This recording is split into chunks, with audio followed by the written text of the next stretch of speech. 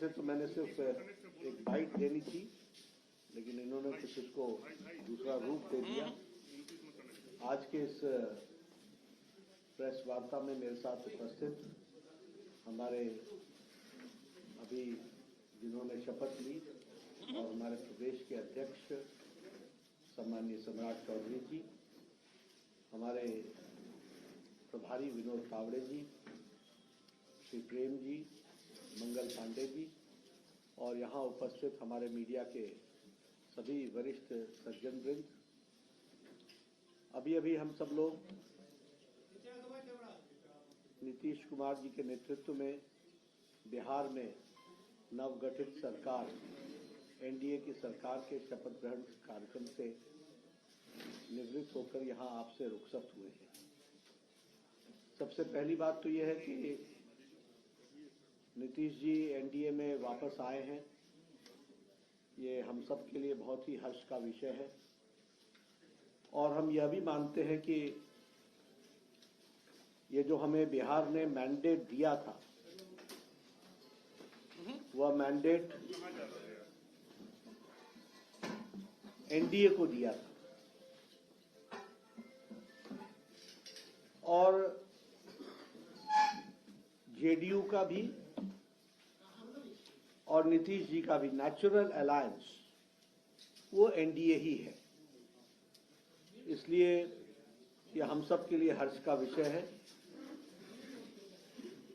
कि उनका वापस आना ये बिहार के लिए और एनडीए के माध्यम से बिहार के विकास के लिए ये एक सुखद समाचार भी है और हम सब के लिए हर्ष का विषय है। यह भी ऑन रिकॉर्ड है कि जब एनडीए की सरकार आई है तब बिहार में स्टेबिलिटी और विकास की गति ने नई छलांग लगाई है।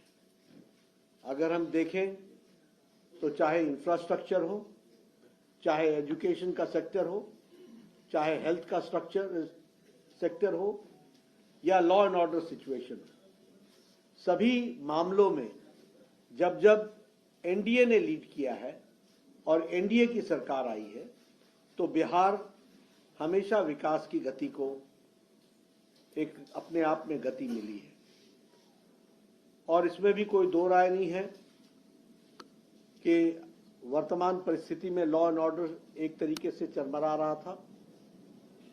आज जब भारतीय जनता पार्टी के साथ और एनडीए का अलायंस बनता है तो स्टेबिलिटी आती है और उसी से लॉ एंड ऑर्डर को कंट्रोल करने में एक बहुत बड़ा एक अहम भूमिका भी रहती है। प्रधानमंत्री मोदी जी के नेतृत्व में अब ये डबल इंजन की सरकार में उन्होंने जो निश्चय लिया है उसके बहुत ही अच्छे प्रमाण और अच्छे प्रभाव बिहार के दृष्टि से होगा, ऐसा हमारा विश्वास है।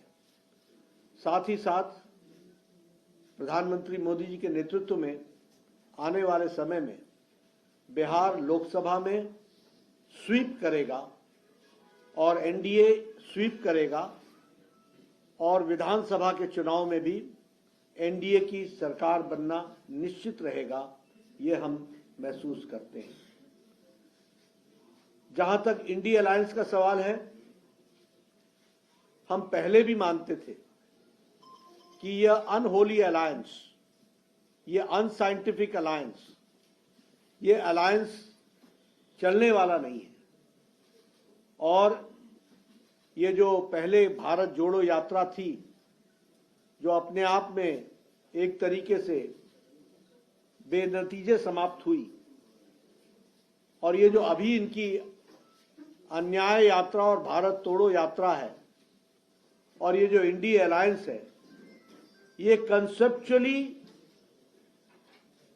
फेल कर चुका है। बंगाल में इसको ममता जी ने अच्छा पलीता लगाया, पंजाब में जो हो रहा है वो हम सब देख रहे हैं और बिहार में जो हुआ है वो स्पष्ट रूप से बताता है कि इंडिया अलायंस, जो ये अलायंस था, वो कॉन्सेप्ट वाइज भी और धरती पर उतरने से पहले ही यह बिफर गया है और बिखर गया है। और यहां यह भी मैं कहना चाहता हूं कि ये इंडी अलायंस कोई और अलायंस नहीं था, ये अलायंस परिवार बचाओ अलायंस था, ये अलायंस प्रॉपर्टी बचाओ अलायंस है, ये अलायंस जिन लोगों ने भ्रष्टाचार किया है उनका जमावड़ा है, और ये अलायंस तुष्टीकरण को बढ़ावा देने वाला अलायंस है। और आज भारत की जनता प्रधानमंत्री मोदी जी के नेतृत्व में ज्ञान की ओर आगे बढ़ रही है।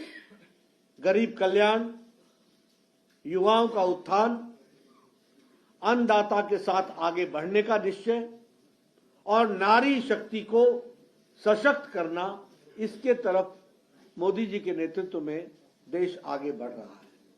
इसलिए इंडी अलायंस का जो हुआ है वो आप सबके सामने है। मुझे पूरा विश्वास है कि बिहार में ये जो सरकार एनडीए की बनी है नीतीश जी के नेतृत्व में, इसमें स्टेबिलिटी आएगी, इसके कारण विकास को नई गति मिलेगी। डबल इंजन की सरकार पूरी ताकत से बिहार को आगे बढ़ाने में सक्षम रहेगी और एक लंबी छलांग लगाने की तैयारी है। और इसके साथ साथ सबका विकास, सबका विश्वास, सबका प्रयास और सबका साथ, इसको लेकर के चलने वाला ये जो मंत्र है, इसको हम आगे बढ़ाने वाले हैं। इसलिए उज्जवल विकास के लिए और उज्जवल बिहार के लिए यह जो नई सरकार एनडीए की बनी है, मुझे पूरा विश्वास है कि ये एक उज्जवल बिहार को बढ़ाने में सक्षम रहेगी, ऐसा मेरा मानना है। धन्यवाद। लगता है लोकसभा चुनाव में सब कुछ अच्छा रहेगा, क्योंकि 2019 में 39 सीटें जीती थी आप लोगों ने। नाराजगी थोड़ी बहुत नीतीश को लेकर दिखी थी जनता की। हम स्वीप करेंगे लोकसभा का चुनाव।